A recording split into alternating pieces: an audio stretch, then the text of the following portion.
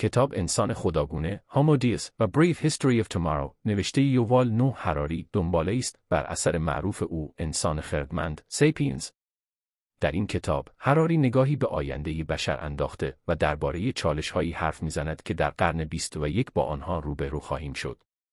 در ادامه خلاصه‌های ساده و قابل فهم از مفاهیم اصلی کتاب به زبان دری تقدیمتان می‌شود. مفاهیم کلیدی کتاب: 1. از مشکلات قدیم تا آرزوهای جدید. در گذشته انسان‌ها با قحطی، بیماری و جنگ دست و پنجه نرم می‌کردند. ولی امروز این مشکلات تا حدی کنترل شده‌اند. حالا انسان‌ها به دنبال جاودانگی، خوشبختی کامل و حتی قدرت‌های شبیه به خدا هستند، چیزهایی مثل مهندسی ژنتیک و هوش مصنوعی. 2. انسان خداگونه. به باور هراری، انسان با کمک تکنولوژی‌های پیشرفته مثل بیوتکنولوژی، هوش مصنوعی و ژنتیک ممکن است به موجودی تبدیل شود که پیری، درد و حتی مرگ را شکست بدهد و خودش را ارتقا بدهد. 3. تهدیدهای تازه.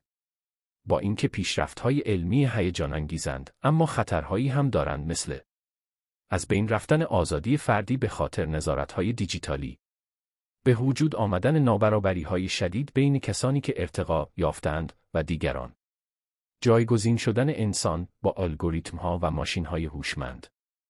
4. داده باوری ددیسم.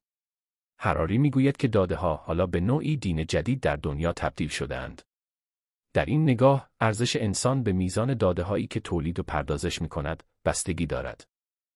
موضوعات برجسته کتاب: مرگ، تلاش بشر برای غلبه بر مرگ با استفاده از علوم زیستی. مهندسی شادی، ایجاد خوشبختی مصنوعی با استفاده از تکنولوژی. پایان انسانگرایی، اگر ماشین‌ها بهتر از انسان تصمیم بگیرند، سرنوشت اخلاق و هنر چه می‌شود؟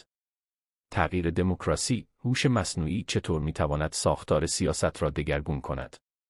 پرسش‌های چالش برانگیز کتاب: آیا انسان‌ها می‌توانند بدون خطر به مرحله خداگونه برسند؟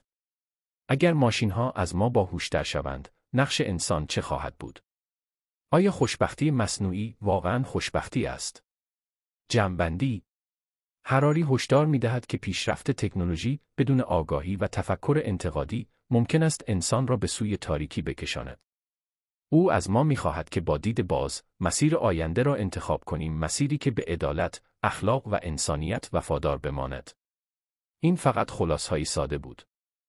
اگر دوست داری با مثال‌ها، تحلیل‌ها و داستان‌های واقعی‌تری آشنا شوی، خواندن خود کتاب را حتماً پیشنهاد می‌کنم.